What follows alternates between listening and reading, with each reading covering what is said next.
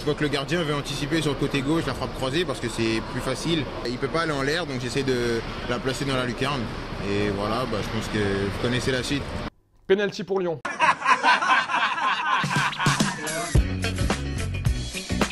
Bienvenue dans la quotidienne, victoire 3-2 hier de Monaco sur la pelouse de Dortmund avec un doublé donc de Kylian Mbappé.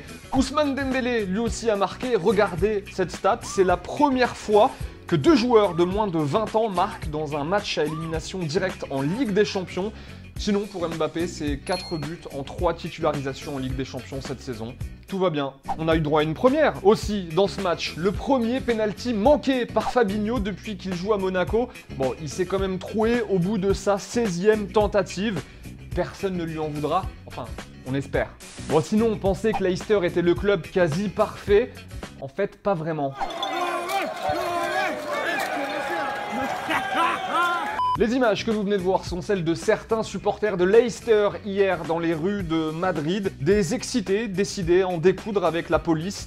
8 d'entre eux ont été interpellés. Tout ça, c'était avant le match face à l'Atlético. Et sur le terrain, les Colchoneros l'ont emporté 1-0 grâce à un penalty d'Antoine Griezmann. Alors que retiendra-t-on de cette soirée pas si folle que ça en fait? Eh bien, Griezmann en est à 14 buts en Ligue des Champions. C'est autant que Zidane et Pires. Voilà. Match sympa par contre entre le Bayern et le Real, victoire 2-1 des Espagnols avec un doublé de Ronaldo qui en est désormais à 100 buts marqués sur la scène européenne, 98 en Ligue des Champions, 2 en Ligue Europa. Il est le premier joueur de l'histoire à atteindre cette barre symbolique des 100 buts. Le deuxième, juste derrière Ronaldo en fait, en est à 94 buts marqués.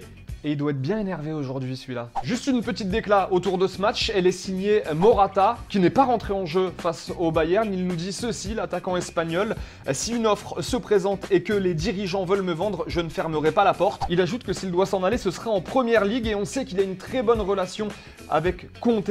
Alors est-ce qu'il doit partir du Real selon vous, Morata? On vous pose la question aujourd'hui. Il a joué 20 matchs cette saison pour 11 buts marqués. On a l'impression qu'il est un petit peu freiné, que ça marchera jamais pour lui au Real. Doit-il aller voir ailleurs? Et si oui, pourquoi pas Chelsea? On attend votre avis dans les commentaires. Place à la Ligue Europa. Lyon accueille le Beşiktaş ce soir en quart de finale aller. On est prêt côté lyonnais? On a du mal à enchaîner les vrais bons matchs. On est en manque de pas mal de choses. C'est jamais facile. Il y a beaucoup de choses, il y a eu beaucoup de choses à régler. Si on se loupe, on va aller tout droit vers une désillusion. On est bien.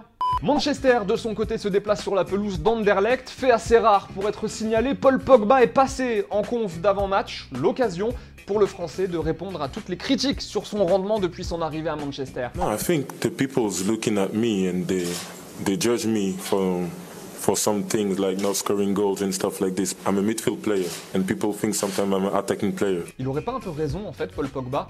Kanté, Rabiot, Matuidi, on leur demande pas de marquer des buts à ces gars-là. Là aussi, dites-nous ce que vous en pensez. C'est la fin de la quotidienne, merci d'avoir passé ce petit moment en notre compagnie. N'hésitez pas à partager, à commenter. Comme d'habitude, on lit tous vos commentaires et comme d'habitude, on va se quitter en images, en musique avec une vidéo qu'on a intitulée Bim.